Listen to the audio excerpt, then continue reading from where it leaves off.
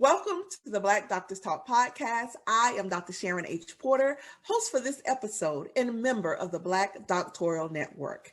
Today, I am joined by Dr. Raedenes Copeland, Assistant Provost of Inclusive Faculty Excellence at Seattle Pacific University. Welcome to Black Doctors Talk podcast, Dr. Copeland. Welcome, Dr. Sharon Porter. I am so happy to be here today on this historic day. So thank you for having me and welcome to all the listeners of this podcast. So I would love for you to begin by telling our viewers and listeners a little about your background and just where does it all start for you? Where did it all start?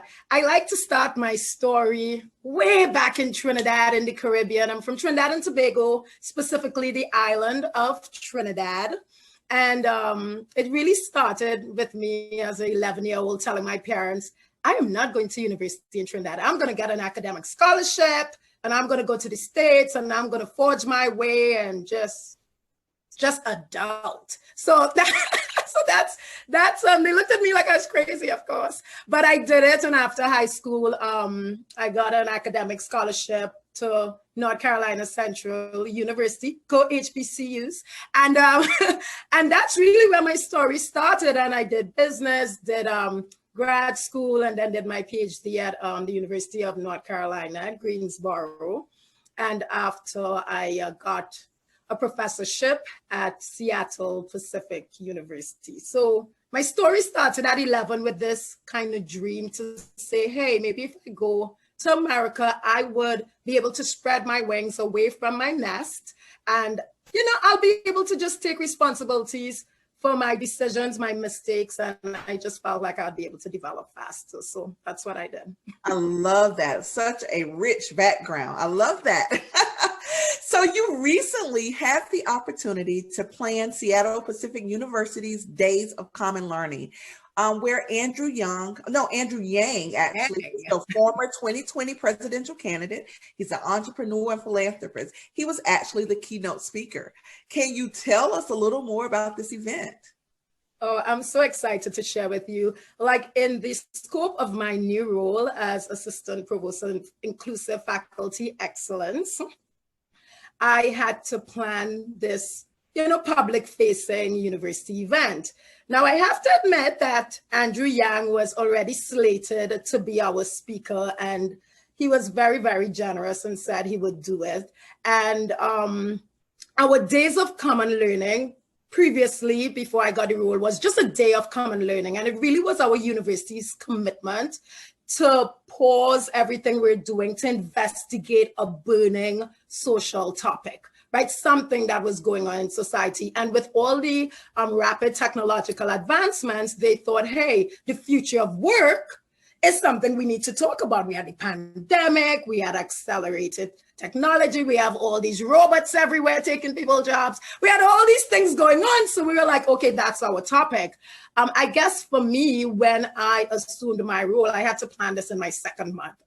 It was scary, but I had to plan this in my second month. I decided, hey, we have this opportunity with technology to kind of really investigate each important topic that was relevant to where society was at. So I changed it from the Day of Common Learning to Days of Common Learning. And what we did was have thematic days with, one day being about theology, one day being about accelerated technology, one day being about diversity, one day being about jobs and the future of work. And what I did was, typically there would just be one outside speaker, but what I did was really liaison and got like 18 external speakers from all over, from, Microsoft, like Amazon, who was in med tech, like just all different fields to do panel discussions on those thematic days.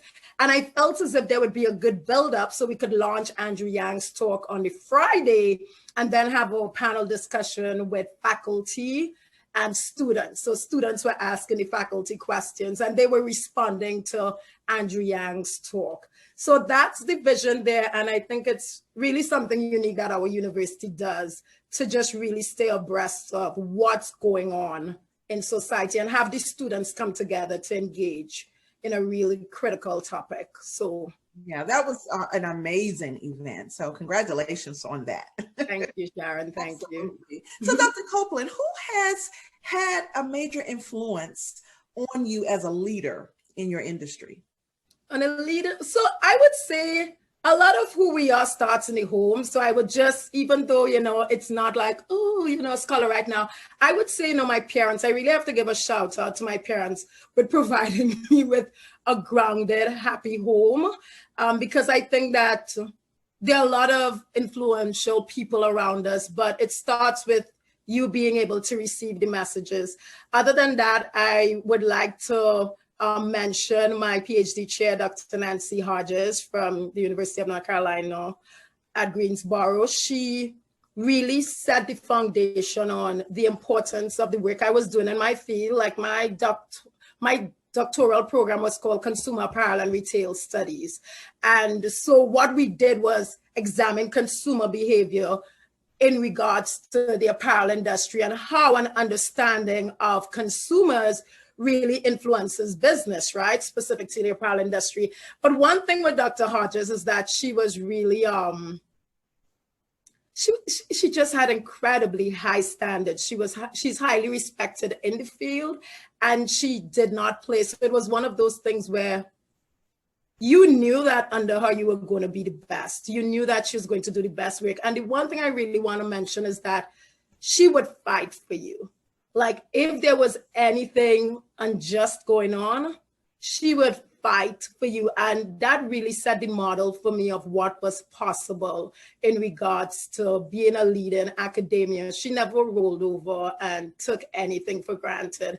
So I would say her in terms of like in my field. And then in my time at my university, I've had come in contact with a lot of phenomenal people who had great influences. Like I had a great department chair, Dr. Cado. And then there's some really Black scholars that I want to give a shout out to. Dr. Brenda Salters McNeil. She just came out with this book called Becoming Brave. And she's phenomenal, has been like nominated as one of the top like Black evangelical women doing really good work. Dr. Brian Bantam, he has a book called The Death of Race and Being Mulatto. He's doing great work. And then I really have other mentors there like Dr. Margaret Brown, and they who are just really making a way for me to find my voice. So I would say that's where I start with the people. And I love that because it's so important to have individuals in your corner. And so it sounds like that's what you've been blessed to have. So yeah, and I recognize it's a blessing because I realize it's not the story of every Black academic. And I really can't come here and pretend as if I didn't have people of all different races supporting my trajectory. So awesome. So you have published work on active learning spaces, and you were a part of the study that investigated how instructors' teaching philosophy and the type of learning spaces influence instructors' perceptions of student engagement. Can you talk a little bit about what those findings were? Yes, that was in my second year as a faculty. I'm so happy to be part of that team with David Wicks and company. And what we found was that if you change the space of the classroom, right? So what it was work that the University of Minnesota was doing they started that work, they led that work. And what it is that you create classrooms with pods, right? Circular tables, maybe like 5 circular tables with access to everything the students would need electronically, right? So they had their own outlets and stuff at that table. What we found is in changing the space of the classroom, changing the furniture layout and so forth, it influenced how the professor behaved in the classroom. So regardless of their teaching philosophy, once they taught in that classroom, it almost just forced them to be like, oh, okay, I can't just stand and lecture anymore because the students are in pods. So I think it encouraged maybe different types of assignments, right? Because now the students are already in teams, right? Because they're kind of in these pods. I think it allowed for professors to walk around the classroom and checking on students easier, right? Because if you're thinking of a classroom where the chairs are, just going horizontally, that's a little more difficult. So we found that if you want to improve maybe, or encourage professors to kind of modify their teaching style to the different learning styles of our students today. That setup allows for the professor to just naturally be like, okay, maybe I can flip my work. Maybe I can give more work outside of class. And when we come to class, we do more group work and I can engage with my students more. I really give my university credit for being one of the leaders in doing this work. And they did, I think they did change at least maybe 4 or 5 classrooms. And I used to teach in them all the time. And they were so much better in that regard. Wow. And although this research, the target was higher education. It was higher education. Elementary, as an elementary administrator, I see how this work could really affect us in the PK-12 space as well. So very interested in this research. So thank you for that. Well, thank you for asking. Absolutely. Now, in addition to your published work on active learning spaces, you've also written about the Trinidad Carnival, which I know has got to have a special place in your heart. Trinidad. Yes, your dissertation research was about the carnival. Can you share a little bit about that? Yes. Oh my gosh. So, doing your PhD, you have to do that dreaded dissertation. And I didn't really know much about, I didn't go in like some other people, like, oh, I want to do my PhD because I want to examine something, right? I just knew that as a business person, business student, and I had a love for dress and identity and so forth. That's what I knew. So when I got there and I had to choose this topic, I was like, I wonder if I could get by studying Trinidad Carnival, because as a qualitative research, I'd have to go home to the carnival. Right. That's right. I gotta go home to the carnival and immerse myself in this experience like an anthropologist. Yes. So I'm like, let me see if my PhD chair, Dr. Hodges, would like this. And to my surprise, she was so excited. She was like, oh my gosh, this is such a fresh idea. And I'm sitting down in her office like, oh, really? She's like, yeah. She's like, it's something different. I'm like, oh, really? She's like, yes. And you can go home for 2 years. I was like, oh, really? So that's what happened. She was really excited. And really what I investigated was how the voice of the younger generation was changing the traditional foundations of what Carnival was. And in doing that research, I have to admit, Sharon, that I learned so much more about my culture. I tell people as a foreigner, the one advantage you get is that being immersed in a totally new culture, you realize how much about your culture you take for granted. So when I did the study, it was called Bikini Beads and Feathers, the voice of the younger generation. It was really showing the trajectory and the evolution of dress at Carnival and how post-emancipation and so forth, when people started to travel to Britain and Canada and America for educational opportunities, that they were bringing back. First of all, they were establishing diasporas in New York and Miami and Nottingham and all those places. They were establishing these diasporas and bringing Trinidad Carnival to the global landscape, but they were also coming back to Trinidad with their worldly perspectives of dress, and they were changing what was the traditional dress. So eventually, when our traditional costumes were literal costumes that you could be like, oh, that is a sailor. Kind of like Halloween when people get dressed and you could be like, I can tell you're trying to be a sailor. I can tell you're trying to be a bunny. Oh no, that's how Trinidad Carnival was. But with the global influence and the transmission of cultures, what happened is that it became more scanty, right? It moved into more of that Las Vegas showgirl costume, into the bikini beads and feathers, and it hasn't looked back. So what has happened now is that we have a pretty mask that is more so that like sexy, tantalizing mask, right? Where you can't really, they say they're doing a costume and identity. You can't really tell, it's just different colors. And now we have all the masks, which is more of the traditional mask to maintain those historical roots, because it's important for you not to lose where you came from. So that is that is defining like the strong voice of the younger generation. It continues to rule. And I have to admit, I humbly accept the task of doing my dissertation on Trinidad Carnival. Awesome. And definitely a unique spin on that research. I love it. Love it. And so when you were in the classroom, you really brought a global experience, a vast cultural knowledge and perceptions to that classroom. How did you use that experience beyond the classroom? Beyond the classroom. Yeah, so this is one of, I think, my richest contributions to like a PWI, right? I am not only a foreign Black individual, I'm a foreign Black individual who really, really loves her culture.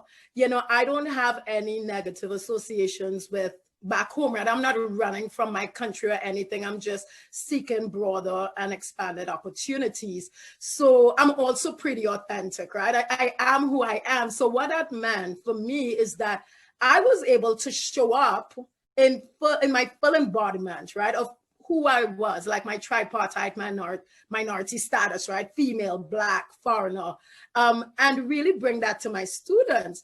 And because I was able to model that authenticity, I was able to get my students to share their backgrounds, and I was able to have these difficult conversations in classes, and I was able to unearth a lot of what they thought, right, in their journal assignments and so forth.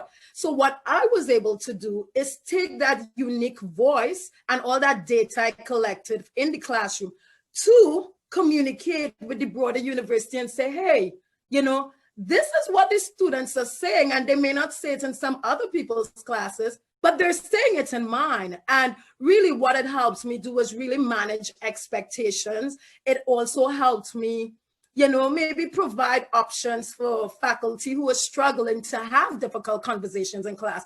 Our university diversified its student body, maybe like it's at maybe, I would say around 40%, so maybe way lower when I started a decade ago. So there is really this need and push, like no other PWI, right? Like all, I'm saying it's not unique to a PWI, to now figure out, oh my God, we have all these diverse students here.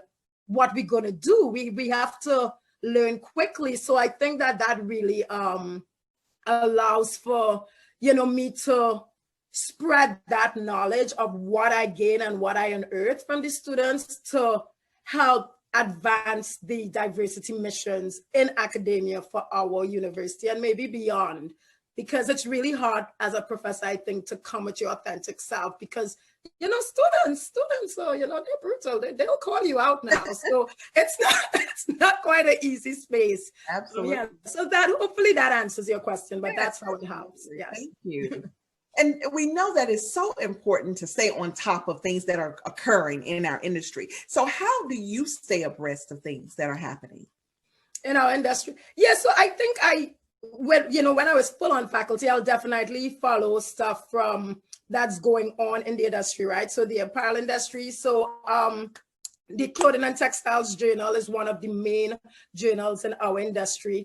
I teach at, I'm at an evangelical Christian university. So there's like the Christian scholars there, Christian higher ed. So we follow that. And then now that I'm in higher ed leadership, I definitely follow like the leadership in higher ed chronicles and so forth, because I think that's where really the main spaces are. You know, that's where the main spaces of knowledge are. So that's what I would say I mainly follow.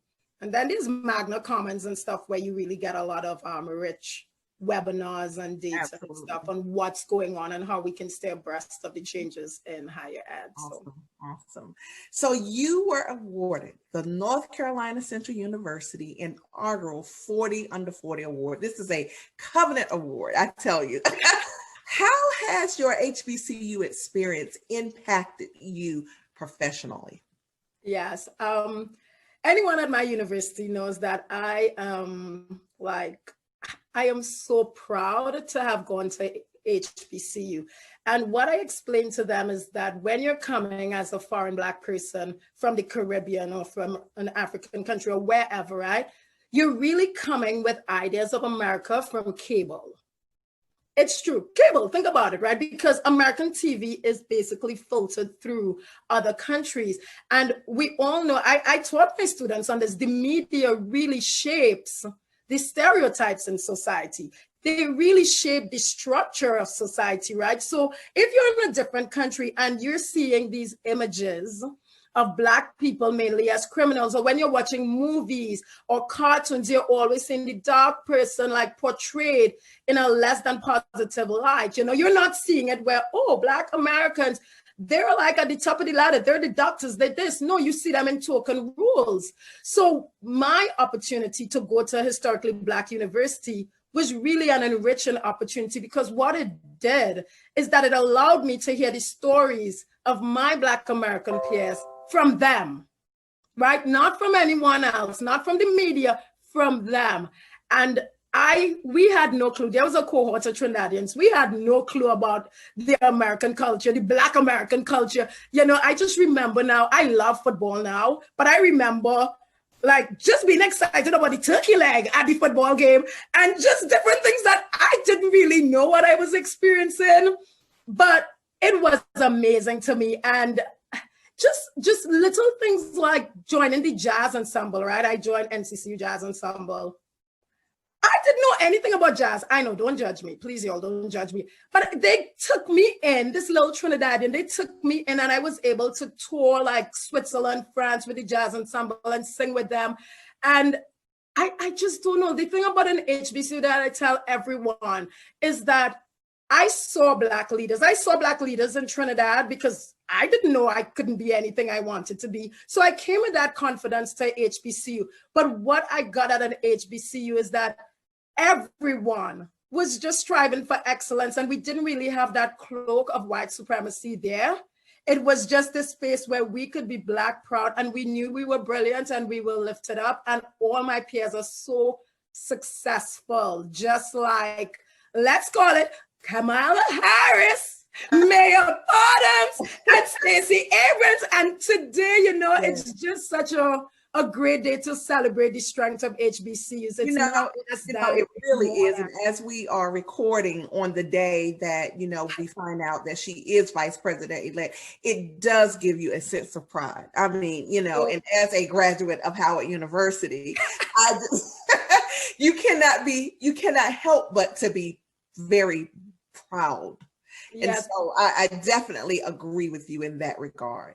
Yes. So, it was really, I am who I am in white spaces because I went to HBCU, wow. Because I came to Trinidad, but also because they told me that you're a Caribbean Black person, they're going to treat you differently. And I was like, no, I'm Black. They were like, no. They're like, you're going to be something exotic to them. You're going to be something different. And I didn't understand. But the thing with me is I never questioned their lived experience. I just filed it away. And the longer I lived in the US, all my Black brothers and sisters told me all of it came to be true. Wow. So what I do is I use that knowledge and I use that experience and whatever difference people may perceive to continue to advance our voices as people, because I don't see myself any different to my African-American brothers and sisters. So I love that. Wow. So now as faculty chair, you have had to build faculty morale, you've had to promote accountability, lead faculty through problem-solving process. In that role, what have you found to be most challenging and most rewarding? I would say being the faculty chair of governance at any university, and all universities are set up differently, but our own is set up like in a really inclusive way, right? All faculty get to come to Senate, and we do have a faculty council of the leaders of different committees, right? So you have your council, but everyone gets to be part of the Senate. I would say the hardest part is the perception of maybe successfully communicating faculty grievances to the leaders and the board, right? So to your higher administration, your upper administration, and you communicate to the board of trustees. And I think for me, in everything I do, I don't like to waste my time. Like anybody will know that I don't like to waste my time, and I don't like to waste other people's time. So I think one of the challenges is always, okay, here I am. I was the first Black person to lead 220 faculty at my university.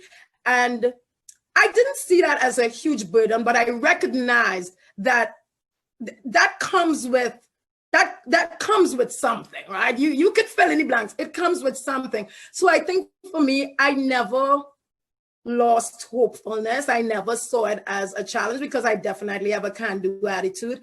But I do think that you have to navigate how you do things, you know, a little differently. I can't say that I had the pressure to change my, but I continued being who I was.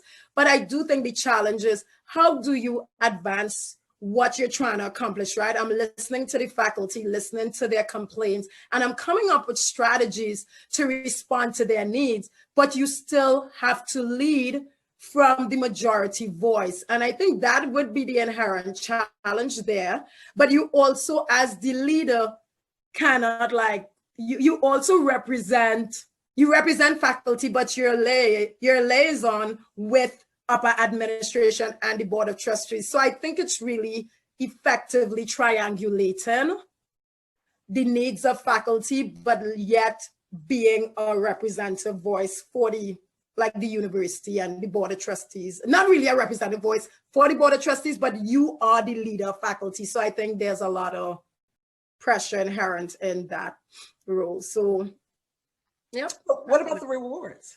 The rewards, the rewards is really just, you know, accomplishing the goals. Like, I really went in with a democratic approach and really listening to the grievances of faculty. And I was able to accomplish a lot of the goals I set in a way where faculty can see that, oh, you requested feedback, you took our feedback, you listened to it, you came up with a democratic solution, you presented it to the board, you told us what they said, and we're happy. And one of the markers of success for me, anyone who works in any academic setting know how hard it is to motivate faculty or teachers to do anything. When I had elections, which I was one of the first persons to get like maybe 3 faculty to run versus 1. I felt it was important for a democratic process for people to be able to choose.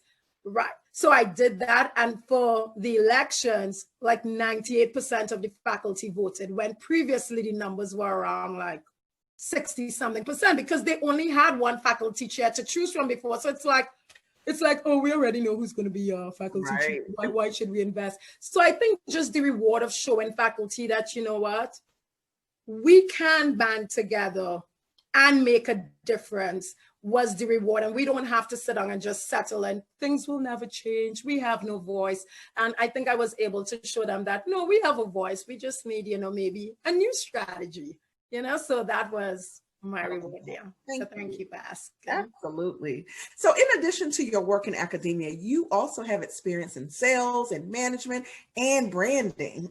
I love that. So I'm interested to know if this experience has helped you in the world of academia, and if yes, how? Yes, and I think that in my role as faculty chair, I would have been able to display a lot of the strengths of having that background. Because at the core, I believe leadership requires a clear vision and clear messaging.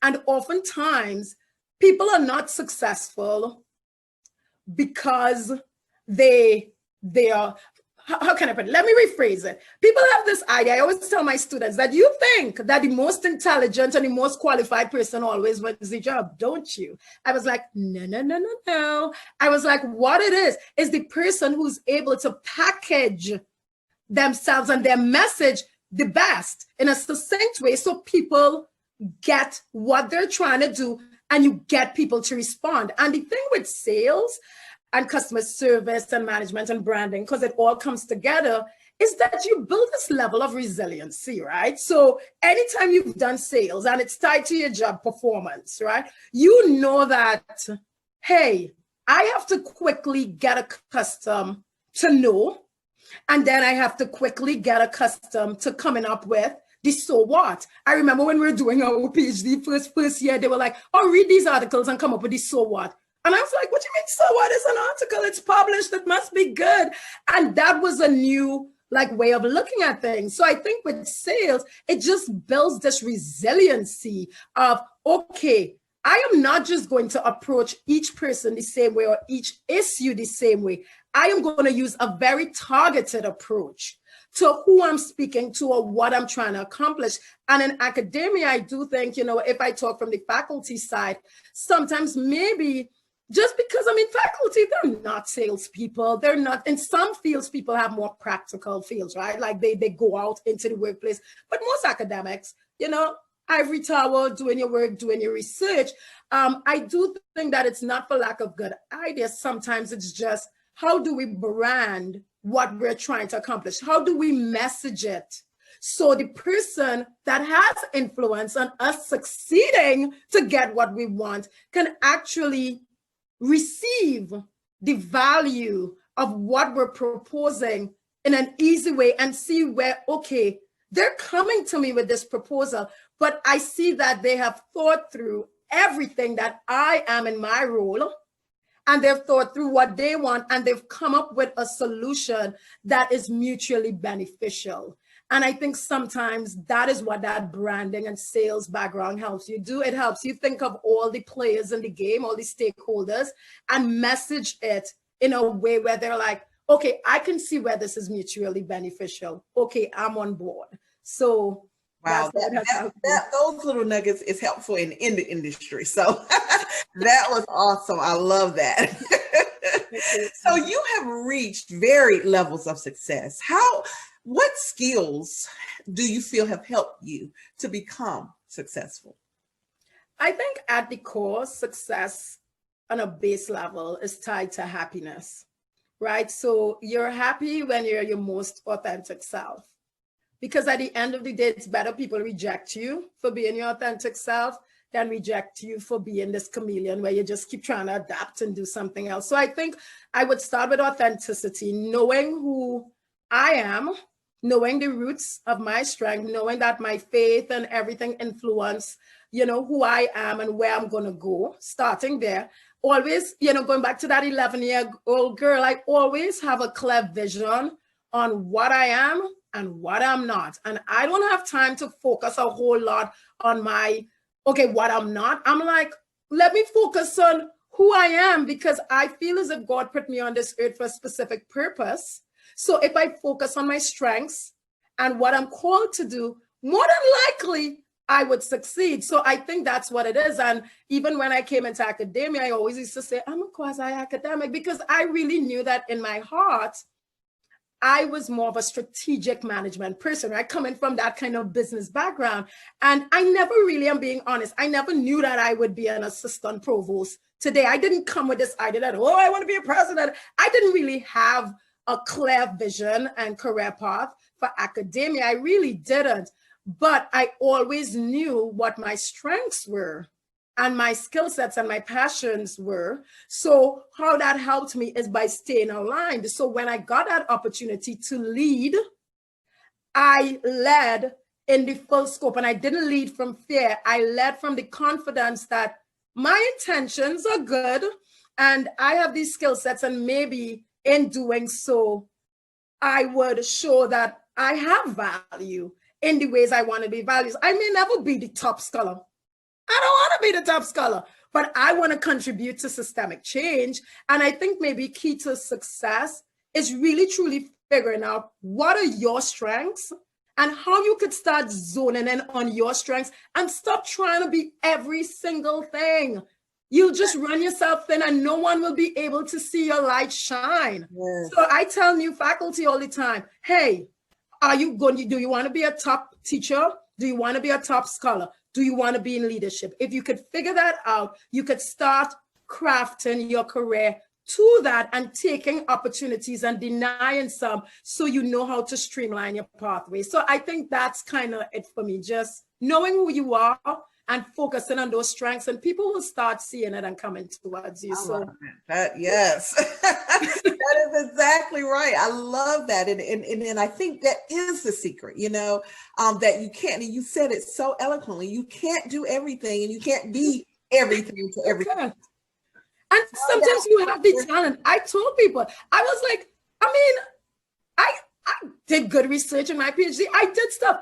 Do I want to be like the top scholar? No. And I'm not going to, you can judge me all day. I don't want to be it, right? But I want to be something else, because I feel as if when you talk about God's house, right? If you talk about, like, I'm in Christian Higher, you have to identify people's talents, their strongest talents, because the kingdom needs everybody to be best aligned with their top skill sets, and then we will flourish. Don't try to get everybody to be everything. It's not going to work. I love it. I love it. And see, I am a certified Gallup strengths coach. So that is Gallup strengths. That is exactly, you have to lead with your strengths, and people need to understand that. Good stuff, Dr. Copeland. Thank you. Thank you. So what are you most proud of in your vast career? Oh, what am I most proud of? I really think that I'm most proud of, and I know this may sound a little hackney, kind of like therapy, but I'm really most proud of when I faced a challenge. I remember in my first couple of years of teaching at my university. So, you know, I'm coming from Trinidad, a real direct culture, coming from the East Coast, North Carolina, real direct culture. And I came up to the Pacific Northwest, and teaching in that culture was totally different, right? So I am direct, I'm from the Caribbean. That didn't work. You know, the students, they, you know, started like, oh, she's this, she's that, she's whatever. And I remember like being at this super, super low place and thinking, oh my God, wow. And trust me, I know my story is not different, because being especially a Black female professor in the academia teaching, there are a lot of challenges, you know, with student evaluations and all sorts of stuff. But I remember reaching this low place, like I have never been told these things my entire life, and I'm reading these evaluations, and I really started like questioning, oh my God, like am I actually portraying these like attributes? And it was really, really a low moment where I had to stop and be like, am I going to leave the academy? Because I am not going to have people renaming who I am. Like, I know who I am. But it was hard. It was really, really hard. And I had a phenomenal department like Dr. Cato, Dr. Sandra Hartley. I like to give these people a call out. I had great people supporting me, and I know other people don't always have that in their departments. And I kid you not, at that low moment, you have this moment where you could fight or flight. And I remember I said, you know what? Who am I? This is an opportunity. Like, this is an opportunity for me to be greater. This is an opportunity for me to become the best teacher I could be. And I remember one day I looked up Dr. Porter, and I went in my bathroom, and in that mirror, and my reflection looked at me. I swear, and I sound like a crazy person. My reflection looked at me and said, you are the same girl that told your parents at 11 years you were going to get an academic scholarship and go away. And they looked at you like you were crazy, and you did it. You're the same girl that made this goal to not pay for any education, and all your 3 degrees, you got academic scholarships, and you did it. You're the same girl that did those things. So don't let these kids make you feel less than. And from that day, I decided to put on my armor of Christ, and I was like, I'm going to go forward, and you could try to rename me, but you know what? You're about to graduate soon. How are you doing? So I'm like, you can graduate, and I will continue. And that ability to not allow a negative moment in my life to sink me is what allows me to be in this space to help other faculty who will go through these struggles in their first couple of years to be there. But if I left, and if I didn't trust that, you know, God had a purpose for me, and who am I to think that I am that special, that I can't go through a challenge, that somebody can't say something negative about me? I am not that special. So I do think that that really was the lowest point in my life in the past decade, and the ability to not allow it to redefine who I know I am was my biggest accomplishment. So wow. That's inspiring. It really is. Wow. So let's talk about reaching goals. What steps do you take? Are there specific things that you do to reach your goal? Yes, I think that for me, I'm always thinking, okay, like, where do I want to be in the next 3 years? Like, what do I want to accomplish? And I heard someone in HR Times say, like, I don't like doing like 3 and 5 year goals. Like, what are they?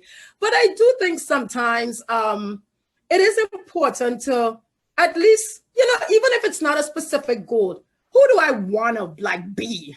Who's Raedene going to be? Who's Sharon going to be in the next 3 years with the influence they have right now? So I think for me, I'm always just looking around and assessing, okay, where are the opportunities for me to grow, to continue to flourish? Because I really don't want to look back to 2019 or when 2021 comes. I don't want to look back to 2020 and realize that I did not grow in any area. Sometimes you're like, oh, what have I done for myself lately? Like, I just really don't want to look back and be like, I mean, I know it was a pandemic, yeah, but what did you do in that pandemic? Yeah, you just allowed yourself to sit and do nothing, right? And so I think for me, I am constantly thinking, how can I grow? And not so much figuring out, oh, you're so weak in this area. No, what is the opportunity for me to grow and how can I be challenged? And I think for me in my trajectory to success, I'm always stretching myself and thinking of what is good for the community that I serve.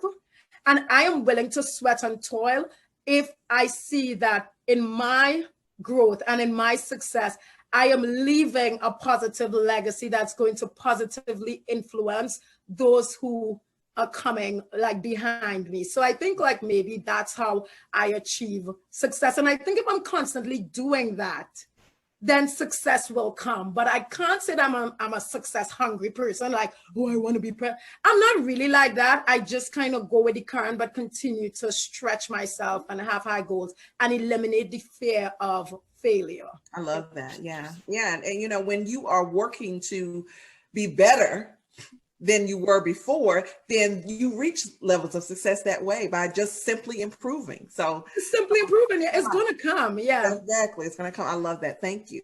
So what's next for Dr. Raedenes Copeland? What's next? I think for me now, I'm just going to grow in this role as Assistant Provost of Inclusive Faculty Excellence. Just a little bit about my role in this office. We're the central office for faculty life, right? It's called the Faculty Life Office. And what we do is we onboard faculty, provide, like if you're starting with new faculty, right? Help onboard them, provide them with the necessary training and development they want.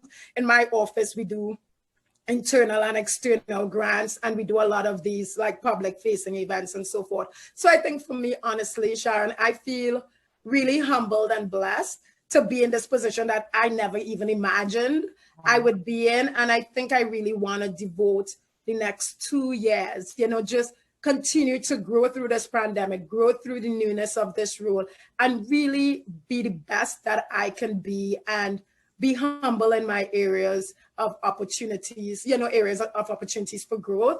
So I think that's where my mindset is right now. And I really want to continue, like being part of the Black Doctoral Network has been something on my agenda for a long time. I used to be looking at it over here in the Pacific Northwest, like, this is some good stuff. And I just never buckled down and submitted a proposal to be part of it. And this year I successfully did it.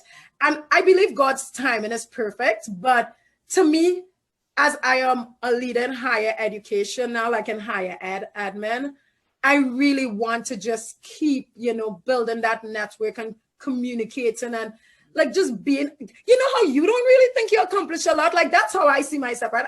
I'm like, what do I have to share with anybody? But I just want to continue to be there in community and just model Black excellence the best that I can be. So hopefully I open a space for somebody else. Like that's all I can say. But I don't have any set plans, just trying to. Yes, and you mentioned the community and the networking with the Black Doctorial Network. What would you say has really helped enhance your career as it relates to your affiliation with the Black Doctorial Network? Yeah, so as I said, like this was my first year being fully engaged, even though I've known about it for the past, maybe at least past 4 years or something like that. One thing, like my position was posted, because I was in our Family and Consumer Sciences department, because I was a professor of assistant of apparel merchandising. Oh my God, why am I not talking right? Okay, but I think one, the opportunity to post that job on the network so we can have exposure to a diverse group of candidates. That is huge. And I really encourage people to encourage their schools to use that career platform to post jobs, because we're out there.